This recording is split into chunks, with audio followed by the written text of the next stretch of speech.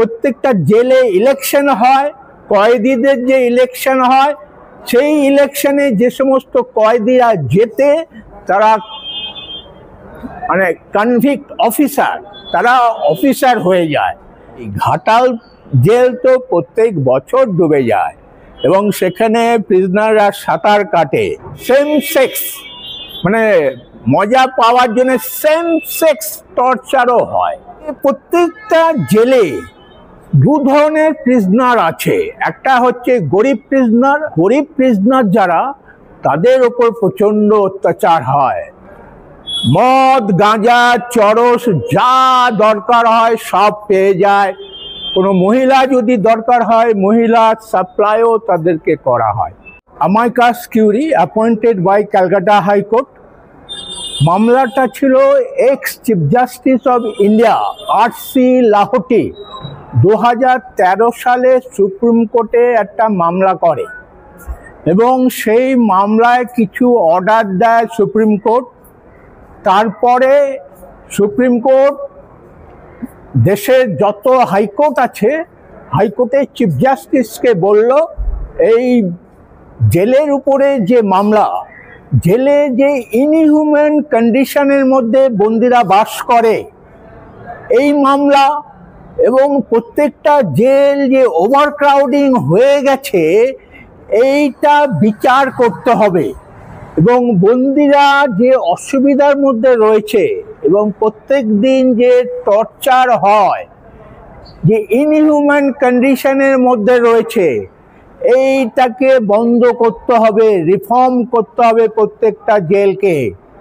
তো আমাকে এখানে আমাইকাস কিউরি অ্যাপয়েন্ট করে আদালত বান্ধব। আমি প্রত্যেকটা জেল ভিজিট করি এবং সেখানে দেখি প্রথমেই প্রত্যেক মানে যে সমস্ত বন্দীকে ডেলি জেল থেকে কোর্টে পাঠানো হয়, তারপরে কোর্ট থেকে আবার জেলে আসে, এই যে মাঝখানে যে তারা এমটি স্টমাকে থাকে প্রত্যেকটা বন্দী, সেটা আমি বন্ধ করবার জন্য আমি বলেছি কোর্টকে। তারপরে যে প্রত্যেকটা জেলে দু ধরনের প্রিজনার আছে। একটা হচ্ছে গরিব প্রিজনার, আর একটা হচ্ছে মানে যাদের পয়সা আছে প্রচুর, ঠিক আছে না, রিচ প্রিজনার। তো যারা রিচ প্রিজনার তারা সব রকমের সুযোগ সুবিধা পায়, কিন্তু গরিব প্রিজনার যারা, তাদের ওপর প্রচণ্ড অত্যাচার হয়। প্রথম দিন থেকে যখন জেলে ঢোকে, সে মহিলা হোক বা পুরুষ হোক, জেল থেকে যখন আসছে তখন লক আপ বন্ধ হয়ে যাচ্ছে। এবার লক আপ বন্ধ হয়ে যাওয়ার ফলে কি হচ্ছে, তাদেরকে তো লক আপে ঢোকানো যাচ্ছে না। এবার তাদেরকে মানে থাকার জন্য একটা সেল রাখা আছে, তার নাম হচ্ছে আমদানি সেল, যেইখান থেকে বোঝা যাবে যে কে গরিব প্রিজনার আর কে পয়সাওয়ালা প্রিজনার। যারা পয়সাওয়ালা প্রিজনার তারা প্রচুর পয়সা দেয় এই জেল স্টাফ এবং ক্রিমিনাল অফিসার যারা আছে। ক্রিমিনাল অফিসার হচ্ছে প্রত্যেকটা জেলে ইলেকশন হয়, কয়েদিদের যে ইলেকশন হয়, সেই ইলেকশনে যে সমস্ত কয়েদিরা জেতে তারা মানে কনভিক্ট অফিসার, তারা অফিসার হয়ে যায়।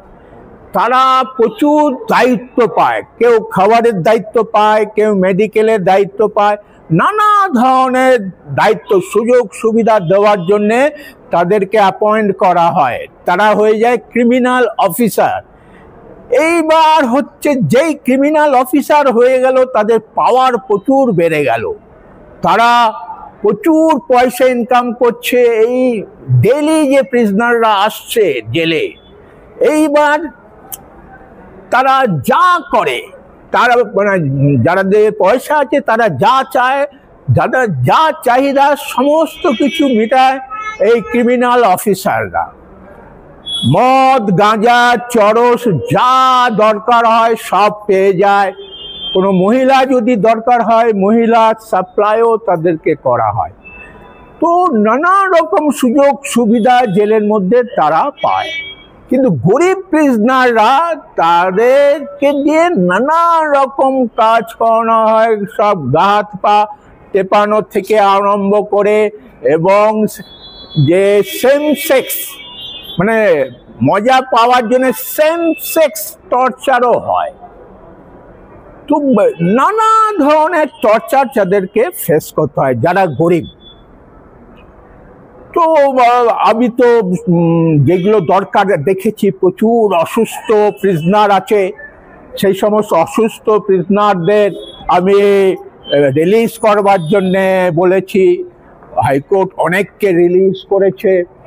তো এরকম তারপরে যারা এই টর্চার হওয়ার পরে সে ছেলে হোক বা মেয়ে হোক, তাদেরকে রাখা হয় ভায়োলেন্স সেলে, মানে তারা ভায়োলেন্ট হয়ে গেছে, মানে টর্চার করতে করতে এমন অবস্থা হয়ে গেছে তারা ভায়োলেন্ট, মানে কাউকে দেখলেই ভায়োলেন্ট হয়ে যায়, তারা ভাবে এই আমাদেরকে টর্চার করতে আসছে। তো ভায়োলেন্ট মহিলা সেলও আছে, পুরুষ সেলও আছে, এবং সেখানে তাদেরকে নুড অবস্থায় রাখা হয়, পুরুষ এবং মহিলা তাদেরকে নুড অবস্থায় রাখা হয়। অনেক জায়গায় শিকল পরিয়েও রাখা হয় যাতে তারা অ্যাটাক না করতে পারে, এত ভায়োলেন্ট।